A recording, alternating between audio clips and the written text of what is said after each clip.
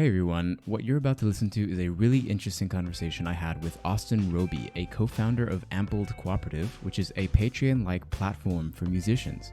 But before we start the interview, I wanted to remind people, if they haven't seen it, a while back I announced a new project I've been working on with a few others in the crypto leftist community called Breadchain. It's essentially meant to be a left-wing response to the conservative norms of the blockchain space. In short, it's a cooperative federation of blockchain projects looking to use decentralized technologies for a more progressive vision.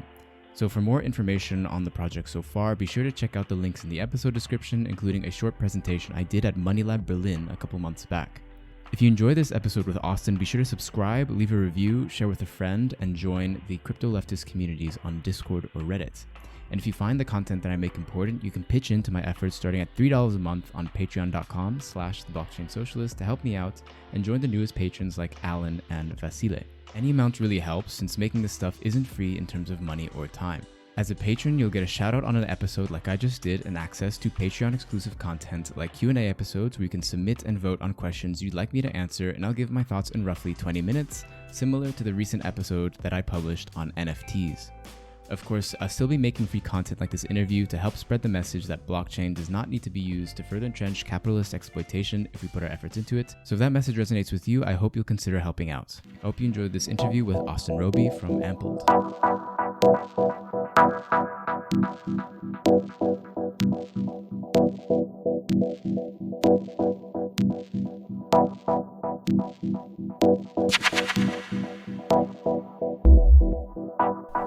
Hello again. You're listening to The Blockchain Socialist, and today I have Austin Roby. He is the co-founder of Ampleds, which is a cooperatively owned music platform owned by artists and workers, similar to Patreon, and he recently published an article through Forefront titled "How Community Tokens Can Power Cooperatives." So hey Austin, how you doing? Hey, good to be here. So maybe to start off, maybe you could give an introduction a bit of what Ampleds is, an introduction of yourself as well, and what Ampleds is, and like the issues that it's trying to solve for musicians. Yeah, Ampled is a web platform. It's like Patreon for musicians that's formed as a co-op. So we have two ownership classes, artist owners and worker owners. Artists become owners after 10 supporters. We have dozens of contributors helping build this platform that can become owners after 80 hours of work or 6 months. And yeah, we've structured it as a co-op, thinking about this question of, well, one, inspired by ideas of platform cooperativism and just questions of who's generating value, who's capturing it. And I think specifically looking at Patreon as kind of like a cautionary tale at some point of like investor money. What kind of alternatives are there to the kind of online tools that we use to have them owned by the people that rely on them instead of VC investors that seek a financialized return? So we have, we've started it about a couple of years ago, and opened up the platform, I guess, like nearly a year ago today. And based in New York, have home base at New Inc. It's the New Museum Cultural Incubator in downtown Manhattan. But we have people working on this all over the West Coast, most people in New York, but also in Europe, some people in Canada.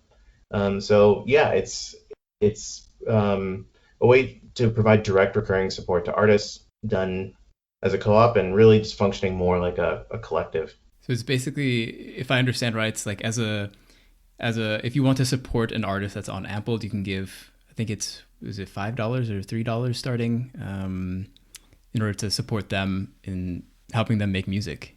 Right. So the way that we've set up how artists are supported, it's the same for each artist. So you can support an individual artist for $3 a month or whatever you want above that.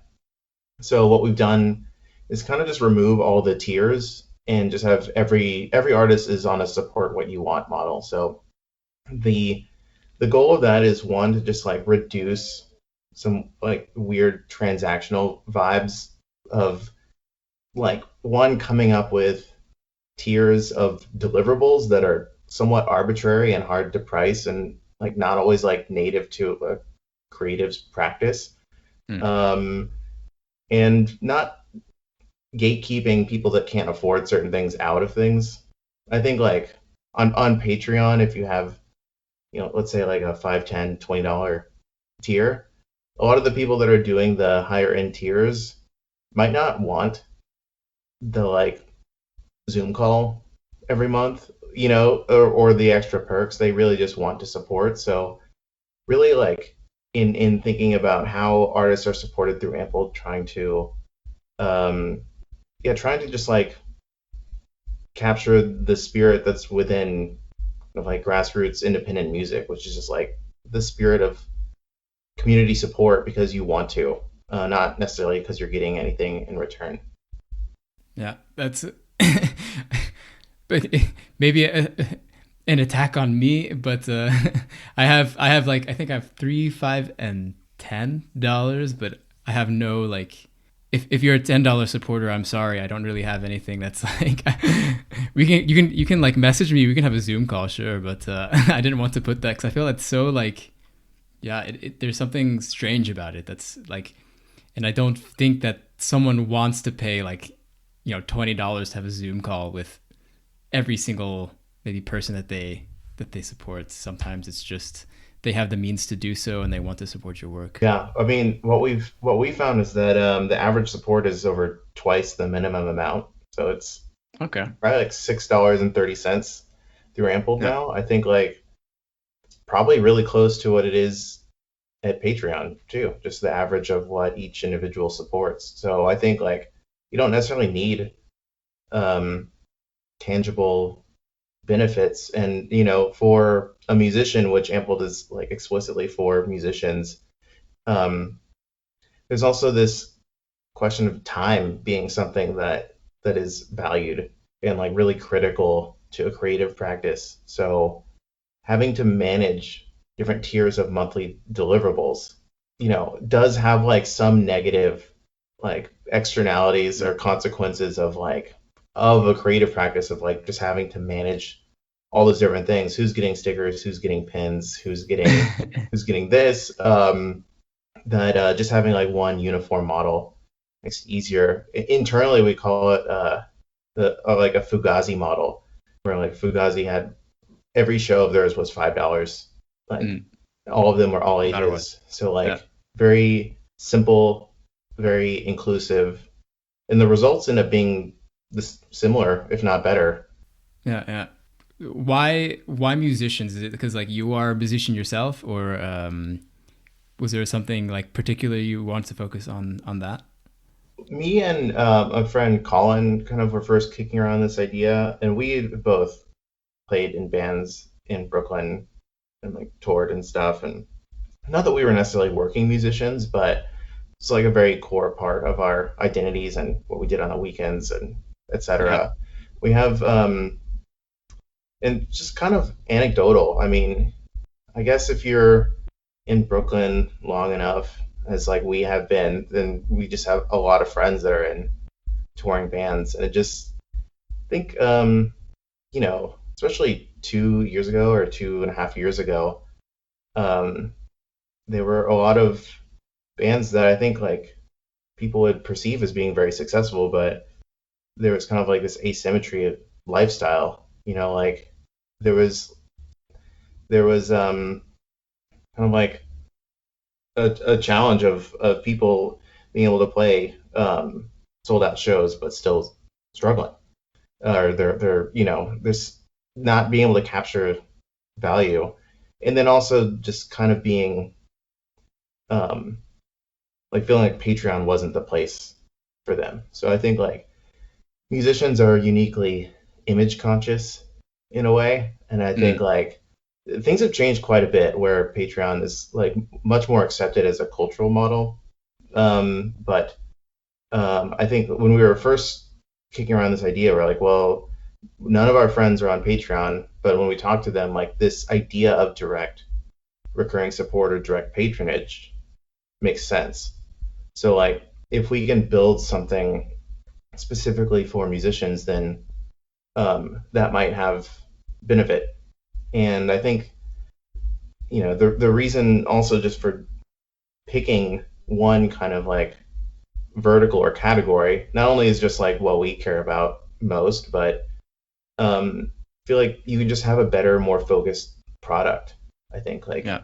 in the Silicon Valley kind of like default ethos is to pick as large of an addressable market as possible and to try to monopolize Content it. creators. Right. In Like the case of creator as Patreon. an umbrella, and yeah, for Patreon that means YouTubers, podcasters, like I've even like nonprofits, like I've seen now, and ads for fitness instructors. There was Yeah. an ad campaign to try to get restaurants and chefs on the platform. And it's at a certain point when you're trying to be everything for everyone, you're just kind of like a very mediocre service that isn't that great for anyone. And all these categories have very different needs, very different desires. Um, so it kind of just feels like a no-brainer. Like I think like a category specific version of Patreon for any kind of creator could be a better platform, better experience, and like a better community as well.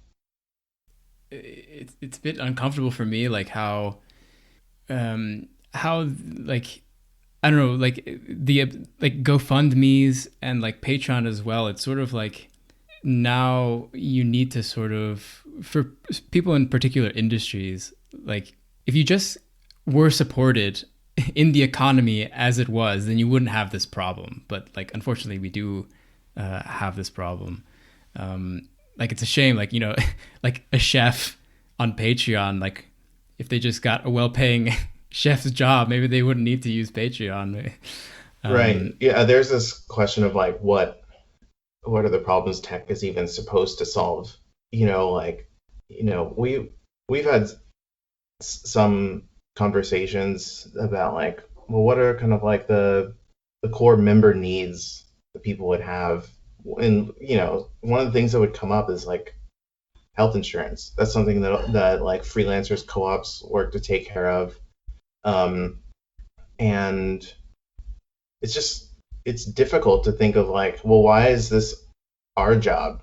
To like, shouldn't the government just be giving everyone healthcare? Like, this is really hard for yeah, a ragtag bootstrap group of people to try to figure out how to get like collective health insurance. Like, this is do you something have that more maybe it's not. American? Yeah, maybe it's not our job. Yeah. Yeah, this feels like a uniquely American like way to look at it, where you know we're looking at companies to solve all these societal problems for us. And Right. like at a certain point, I think that just like internalizes like a neoliberal mindset in some ways. Um, so yeah, I think like we'd like to see better access to healthcare for artists. The question is like, is that responsibility ours to work to fix? I imagine the difference here, at least with forming a co-op, is that you have the democratic tools in order to use the power of the entire group to fight for universal healthcare in America or something like that. Yeah, I Versus, think, and I mean that's the key opportunity is just like when you get a group of people together, you're a much more powerful constituency. So yeah, I think it's also just been important for us to focus on like the core mission, and really just thinking like what are member needs, and that's really derived from just listening to members. So like when we're thinking of directions to go and priorities, it's largely just from members. So it's less done in kind of like a top-down way and more of like a bottom-up way of like defining what our priorities are as an organization. what I also found interesting about Ampled is that actually, according to the article that you published, that there are quite a few people that were former employees of other similar platforms like Patreon and Kickstarter and Spotify even. Is that correct? Yeah, there's a handful of people that have helped out with Ample that are former Kickstarter employees. Also part of the Kickstarter union, which I think was maybe like the first like tech union in history, at least of like a mature startup. Um, and yeah, a couple of people that were former employees of Patreon, a couple of people from Spotify too. I think there's different reasons for all those people coming to help and join. And the way that we've grown our base of like contributors and workers has largely just been from people emailing us and reaching out. Um, so yeah, I don't know. It's interesting to think of why I think like one Kickstarter, is a public benefit corporation that became unionized. I think there's like a self-selecting quality to the culture there. Um, Clearly, not that Kickstarter was perfect. It seems it was imperfect, which is, you know, I think maybe why people aren't there anymore. But um, I think there are a lot of people there that don't care about an exit. Kickstarter said they weren't going to sell the company or go public. Um, so there's the people that have worked at Kickstarter are like that I've met are just like really amazing people. And so yeah, there's something about it that has drawn people to Ampled, and a lot of times people show up and they recognize people that they had worked with, like, oh, you're here. So that's been interesting. And then yeah, former Patreon people as well that I think like were drawn to this mission. And I think everyone, they're gonna if you're gonna like dedicate your working life to working on a product, like the fact that it could benefit creatives, I'm sure is like really attractive. But I think it's probably just like a bit of a growing dissonance or malaise of seeing like the heavy-handedness of like investors having more power, questionable decision making by management. And so I think like for um, tech workers, and most of the people that work with Ample are musicians as well. Um, a lot of the motivation is just like working on a new model and like a desire for a seat at the table in some way, like some like structural way of having an organization that is accountable and responsive to the workers. So I think that's largely the reason why Kickstarter unionized in the first place, was just not having like a seat at the table in like strategic conversations. And when people get laid off, like recently at Patreon, like that just becomes very, very clear. Yeah, I think I saw your tweets. I think it was earlier today of like decentralized, accountable organizations. Uh, yeah, there's a lot of talk about DAOs, and I don't even know where to start because I don't. But I think accountability is getting it's more clearly defining what I think people are looking for in their work, like in the organizations that they're taking part in. When you say like decentralized autonomous organization, it's sort of like, okay, everything's automated, but then what? Like what does that necessarily mean for me? Like it sort of just assumes that like efficiency gains are like always positive and always going to benefit you, and that isn't necessarily always the case. So yeah, accountability and having a democratic say in what your company does with the surplus value that it extracts from you. Right.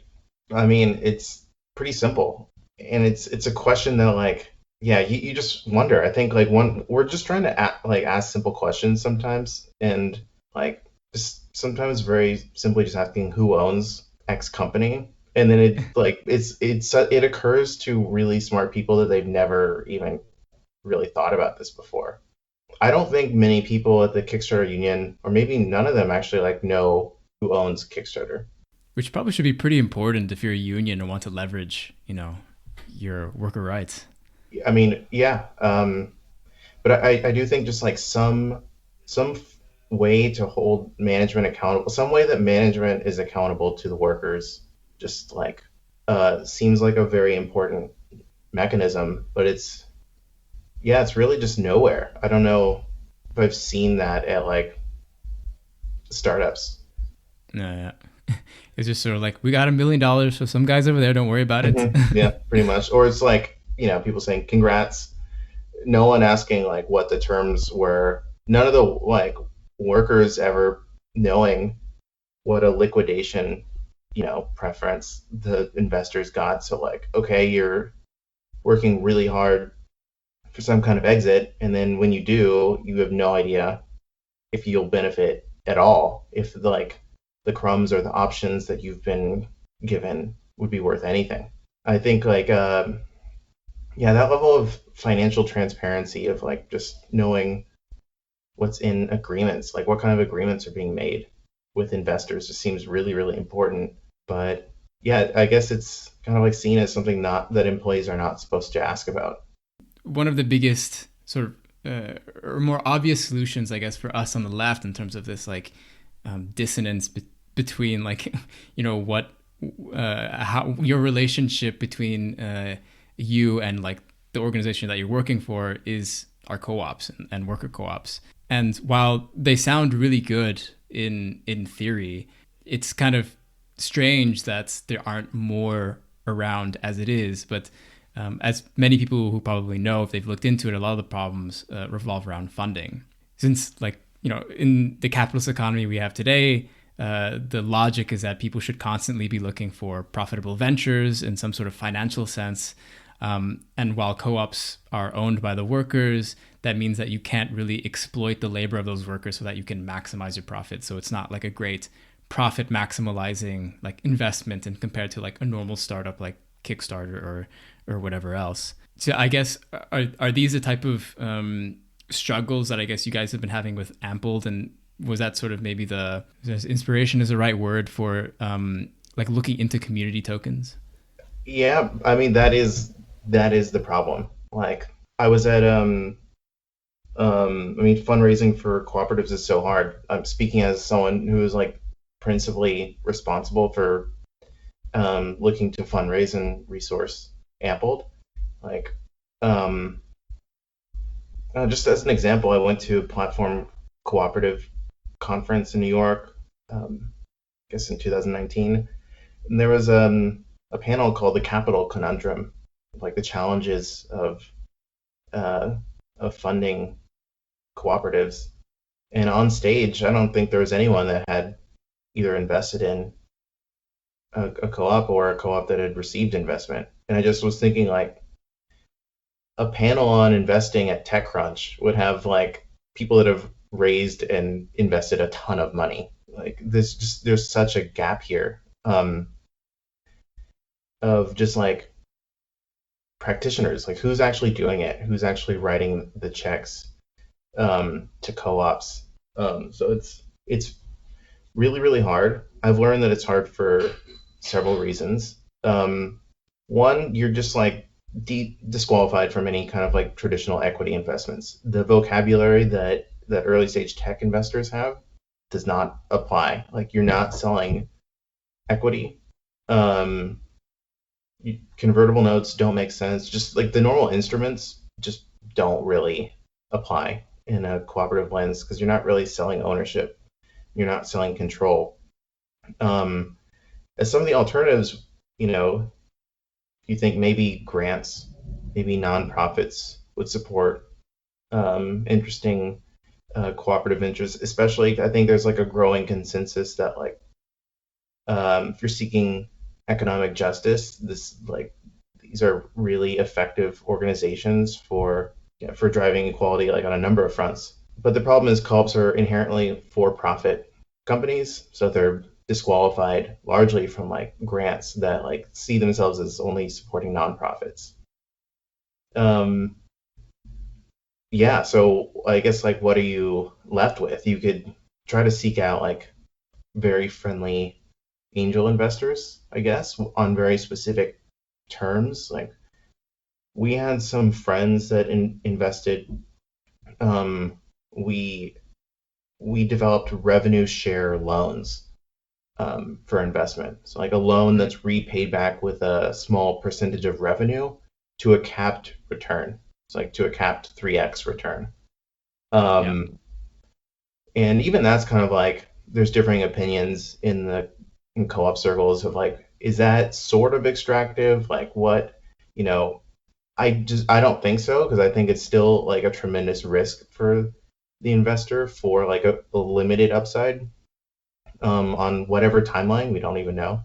But yeah, there are some organizations looking at that are actually providing funding. Like Start.coop is a accelerator for cooperatives, and we participated in their second cohort, so received some funding from there. And we were lucky enough to receive a few grants this summer that were kind of like very specific to what we were doing. So one was for Center for Cultural Innovation in LA, supporting like projects that were exploring alternative economies for artists. And then one from Grant for the Web, which is supported by Coil and Mozilla and Creative Commons. So, but it really doesn't add up to the kind of like financial support that a traditional startup could get. And that's even considering just how fortunate I think we have been to this point. So yeah, it just seems like a huge riddle of like how to solve this capital conundrum. Like on one hand, impact investors could step up. I think like impact investors are like more driven by returns than they should be. They probably don't consider ownership as a criteria for investment as much as like environmental concerns. So I think there's a lot of room for like the impact investment community, which is like a lot of capital to like just start thinking Yeah. about ownership. That's one way to solve the problem is to shift the culture and in kind of like impact investing. But then, yeah, just coming around to seeing what kind of capital is unlocked um, in the crypto space, um, seeing varying degrees of democratic type organizations as well. Um, and just yeah, just wondering, and I don't. Speaking as someone that doesn't have all the answers, like I'm very much in the process of learning. But yeah, is there something here? Is there something that we could take from this, apply to through like a cooperative lens, and think about like, well, how do we resource these things? How do we do it in a way that like we're still we're still autonomous, we're still like accountable to ourselves. We don't have to answer to anyone else, but like, how do we broaden the community? How do we get community support in? How do we align incentives? How do like we have intrinsic motivations, but like, could there be some extrinsic motivations for supporting what we're doing? Like, I don't know, but I've been thinking about yeah, community tokens as a potential answer. Yeah, I guess it's sort of like on one side with the investors, it is still a bit of like sort of just hoping and like, pleading to people with a lot of money that they can give you some, and then like, you know, that you have to hope that the type of impact that you want to make is like the same type of impact that that person like really cares about, which there's a lot, and there's a lot of different types of things to care about in the world. Whereas I think for me, community tokens sort of represent, and I still think there needs to be a lot of experimentation, which is why I'm really curious to see how Ampleds goes through with it. But it's sort of like, and it isn't a new idea, but it's like we're just going to make our own money, and then like it's compared to, I don't know, attaching yourself to the like US dollar or something like that, and solely thinking of value just in the context of the US dollar, which is something that we have very little control over, or there's a lot of you have to comply to what the free market wants you to do in order to like get you some. Whereas on the other side, you can just be like, no, fuck you. We're just going to make our own money, and then we will sort of value that as we will. And if you want some, well, okay, give us your US dollars so we can pay rent. Yeah, no, I've been looking into just more. more types of project and initiatives that are like firmly in kind of like a solidarity economics space, like local currencies, Yeah. like Ithaca hours. This is kind of like how I would explain. I think this is how I explained the concept of like a community token to my mom. I was like, well, do you know Ithaca, New York has their own currency, and it's accepted by local businesses there. You can get it at certain banks. And the idea is that you can only spend it at the local restaurant, not Applebee's. And that money instead of going to wherever the corporate headquarters is, No one should be eating at Applebee's, right, first off. especially during a pandemic. That money gets recirculated locally and helps regenerate community wealth. And I think there's like a part of just like community pride that is interesting too. Like, whatever town you're in, if you have like your own version of like a local currency, like there's some like novelty to that would be like fun. You feel like you're supporting your community.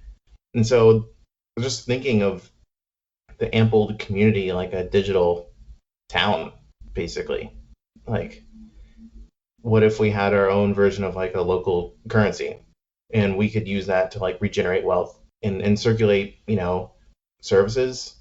It's an idea that like the artists have had since some of the first conversations, which was some element of skill sharing, that if you have needs and resources and you connect those, it's kind of the basis for an entire economy. So yeah, I think still in an exploration phase, but thinking of like it would be really interesting to have like a community token. Think of it as like an ampled local currency that could pay people that are contributing value to the network. So that could be people writing code.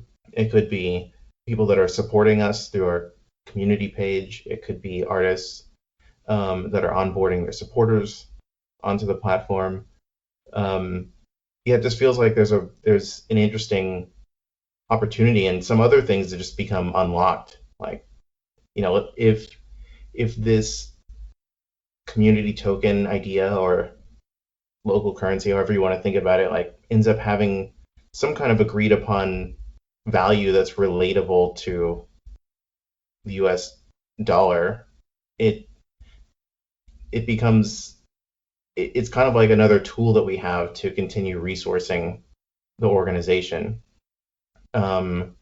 which I think just ends up helping solve some of the problems that are intrinsic to the co-op model in itself, because it's not really about fundraising, it's about resourcing. And the way that we've been thinking about it is like, well, so far, instead of focusing on money, we've been focusing on collective labor. Like, the money would be used to pay for labor, so why don't we just all, as owners, build it? Like, that seems, I guess, yeah, thinking about this and without the emphasis on money and more just like, how do we resource this thing? How do we feed the baby?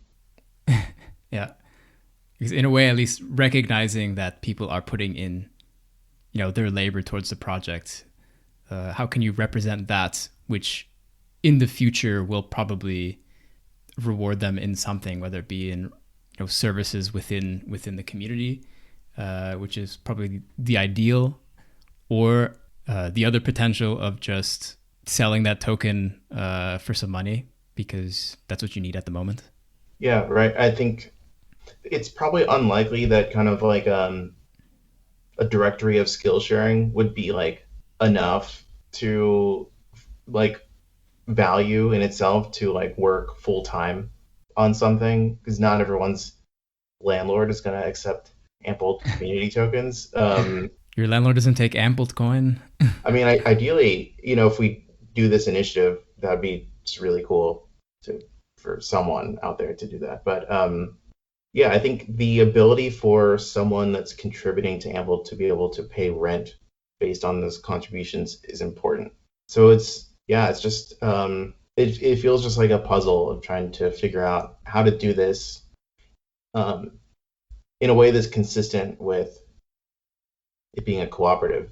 I think if we like launched a very hyped governance token, like it would feel pretty easy, but I think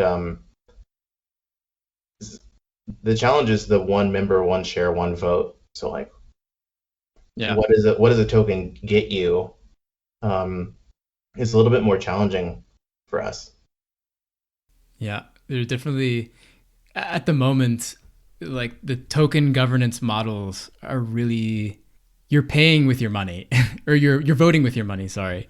Like each it's like each dollar is a vote, which is not really in alignment with cooperative values. But maybe to help people understand a bit more of what community tokens are and what they're like, of course, we can think of them as sort of digital local currencies in which you can pay for them within your little digital town. And in this case, the digital town would be Ampled. Maybe you could talk a bit about the example of the artist RAC and how he's been using the community token, not necessarily would be the same as what you guys are doing, but to give an example for people so that they can sort of visualize how that works.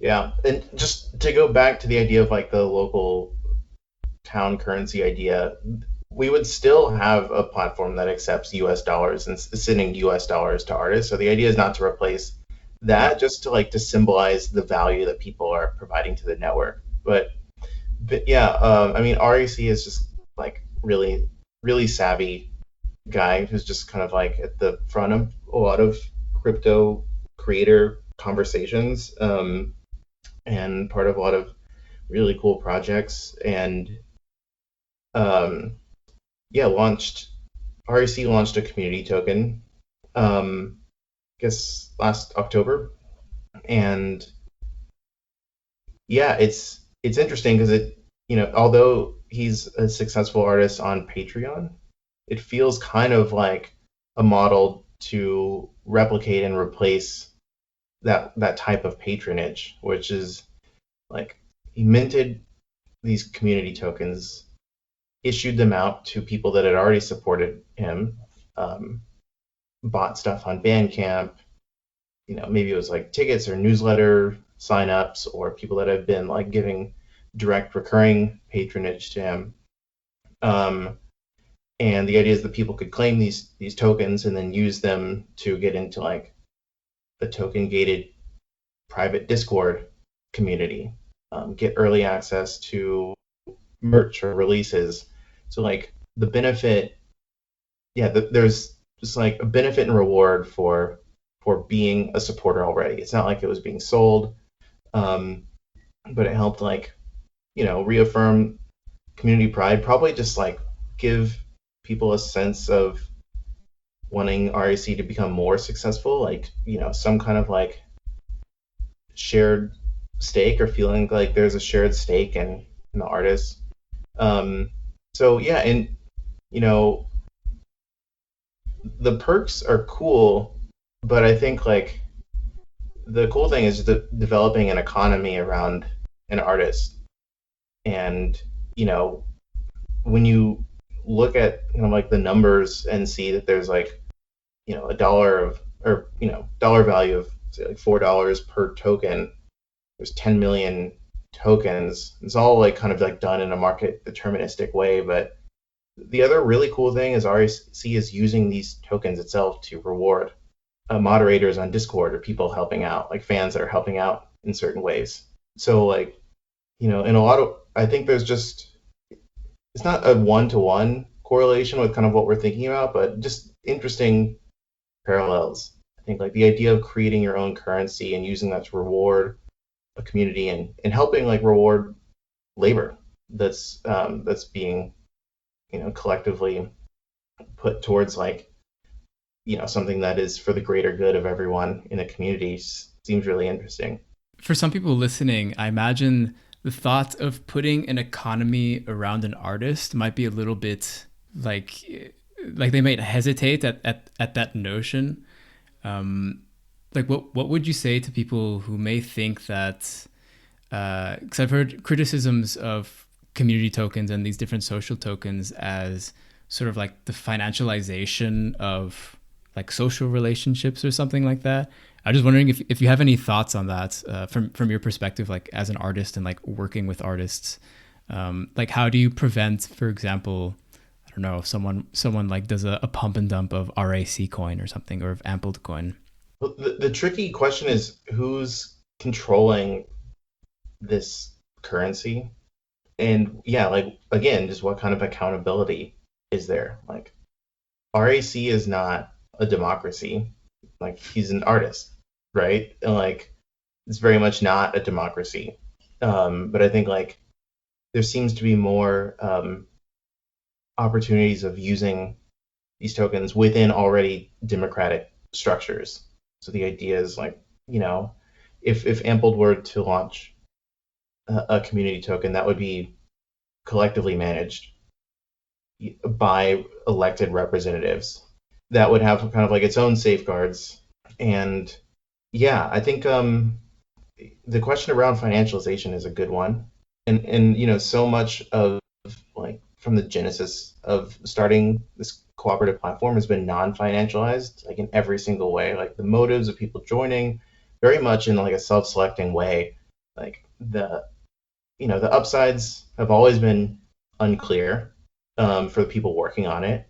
So I think like if you already have a democratic governance structure in place, you already have like a non-financialized like culture vibes that have been curated, then like is there a moment to introduce some level of financialization in there that actually is to the benefit of growing that network for everybody that's in it?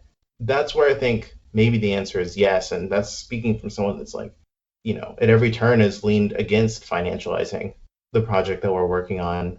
But like a core goal Yeah. that's in everyone's benefit is being self-sustaining and making sure that we can do this, without the needs for outside investors. Yeah, I have to say it is really interesting. I mean, we talked about this before we were recording, but um, I remember when I was first following you and Ampleds that I mean, you were pretty skeptical of crypto and and not very positive about it. And so, yeah, I'm curious to hear about how your mind changed around it to, yeah, I mean, write this article about community tokens now for cooperatives, because I imagine there could be some people who are listening who are still quite skeptical. They're like, oh wow, you're using it for cooperatives though. What is how are you combining those two things? Yeah, I mean the skepticism is totally acceptable and normal. Yeah, I think I just looked at the crypto community, probably saw it just didn't really seem like something that I wanted to be a part of. I think because I think I maybe perceived it or conflated it with kind of like libertarian tech bros. Like Yeah. I really don't like a vision of the future where everything is a stock market. Um, and so much of it kind of like internalizes a neo-lib bias and kind of just like um, simulates some of like the same systems that we have now, but like on steroids.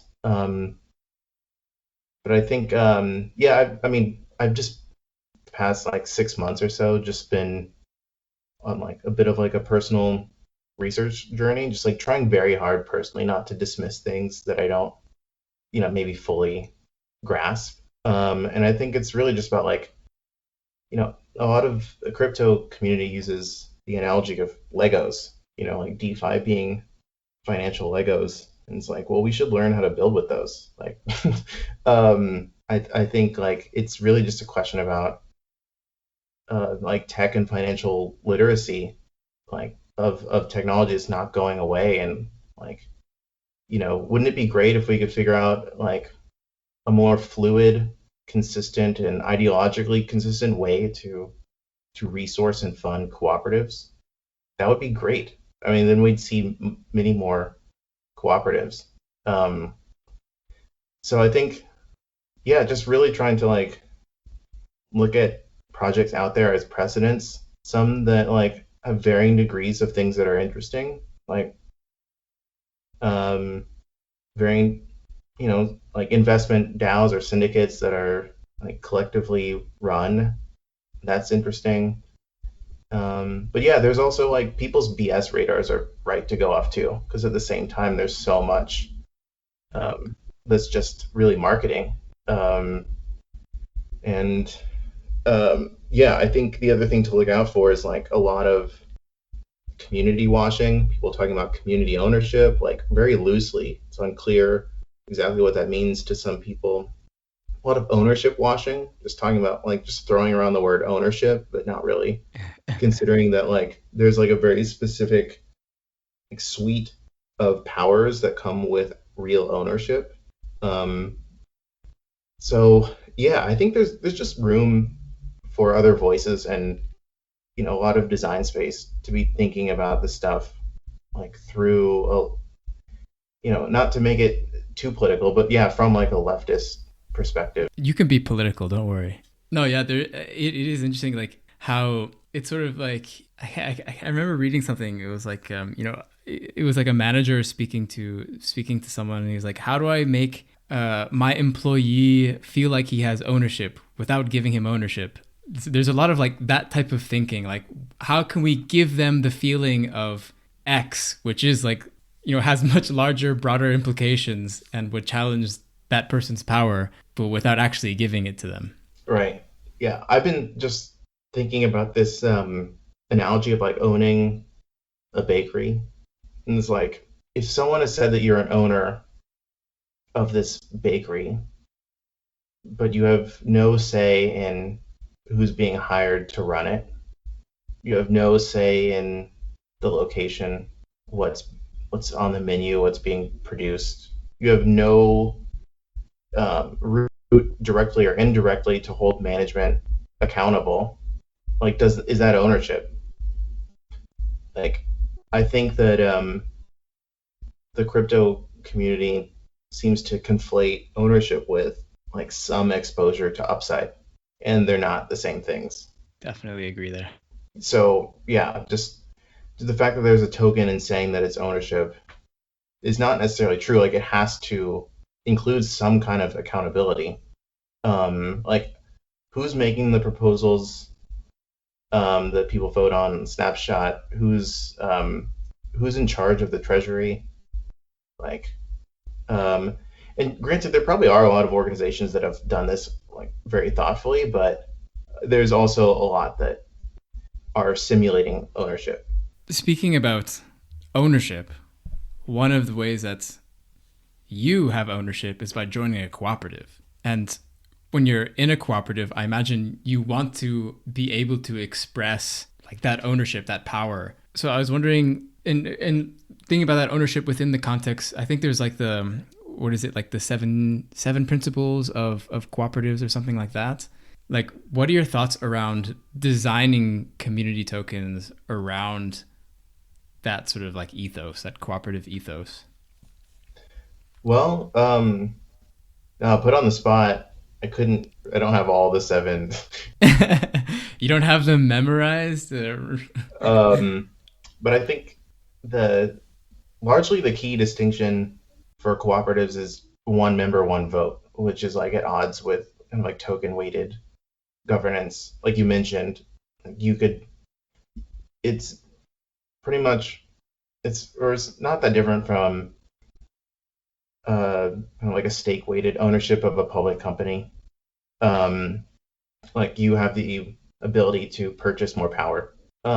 So yeah, this is, I think, it seems like the key challenge of applying idea of like community tokens with cooperatives is just being consistent with one member, one share, one vote.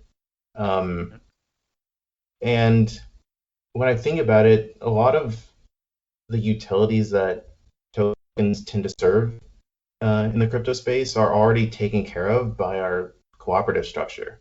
We already have democratic governance mechanisms. We already have ways to vote on things, introduce proposals. We already have like ownership baked in legally. It's not necessarily in code, but it's kind of like legal in an operating agreement. So yeah, I think the way that I would think about it is that it's not, a community token wouldn't represent a financial interest in the organization or governance power. It's just like an intangible Chuck E. Cheese coin that we're using that like maybe is imbued with the value of like the trust or community that we have. Like nothing more, nothing less, really. I think and tokens could do more, but like our organization already does a lot of those things.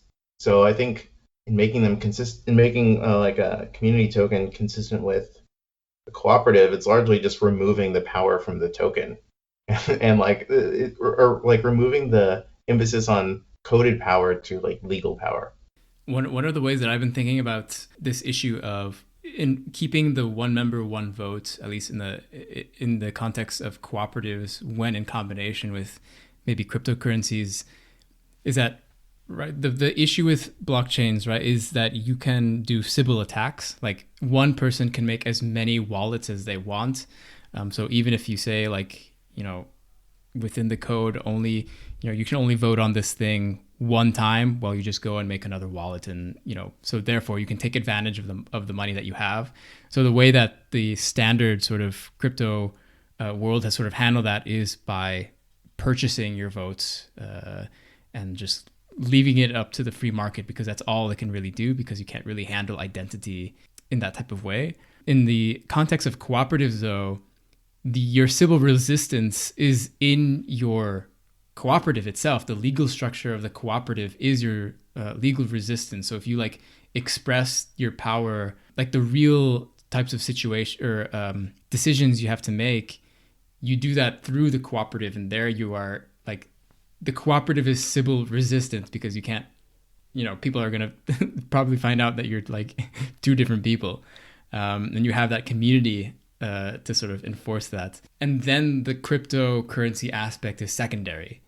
Like that's the thing that's sort of like the inner core is your cooperative structure and like your community where people know each other. And then on the outside, you have the cryptocurrency, and that's sort of like an added benefit because you need to use, or you would like to use, a digital space and like try to economically express particular things with your community token. Yeah, I mean, I guess just back to like Ithaca hours as an example, like it's not the people with the most local currency that get to have more votes for mayor. You know what I mean? It's still Yeah. just done by people. Um, and like we're not like a massive community of hundreds of thousands of members. I mean, we have over 100 members,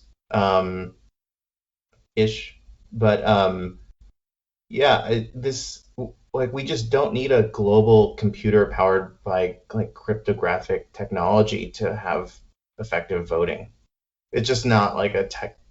It's not a tech solution that we need to Yeah. function as an organization. Maybe for one of the last questions, I mean, I'm curious to hear if you have any recommendations for people who like any artists people should check out on Ampled. I would check out Lizzie No. Man, I follow a lot of artists on Ampled. I really like Doves and Cremation Lily. Um, I would also give a shout out to the three artists on our board of directors: Ziemba, Barry Stevenson, and Julia Mark. And yeah, and Jonathan Mann, who does records a song every single day, is on Ampled. Is that the song a day guy? I see Yeah, it. on YouTube. Yeah, yeah. Yeah, Okay. so he moved from Patreon to Ampled, which is Oh, also nice. interesting. It's not the easiest thing to do, because companies like that build moats that make it difficult to leave. But yeah, he's like saw the benefit of like a cooperative platform and community, and just asked his Patreon supporters to leave Patreon and rejoin on Ampled. That's awesome. Well, nice. Yeah, those. I basically went through the end. I was just gonna ask where can people keep up with you and what's happening at Ampled. Is there anything else that you really wanted to talk about that I forgot to mention? Well, I just would say that if anyone's interested in the project, go to ample.com, reach out to us, consider supporting an artist. If you're an artist, also go ahead and I'd encourage you to join. You can also come to one of our new artist meetings and meet some of the existing artist owners. Or if you're not an artist and just want to support the platform, you can go to ample.com/community and become a community member, which are actually like, voting participants in the co-op. Nice. And where can people keep up with you and the goings on at Ampleds otherwise? I'd say sign up to our newsletter or follow us on Instagram or Twitter. Cool. Everyone, you should go check out ample.com. And you can also check out Austin's recent piece published through Forefront called How Community Tokens Can Power Cooperatives, which I'll leave in the show notes. So check that out. Thanks, Austin. Well, thank you.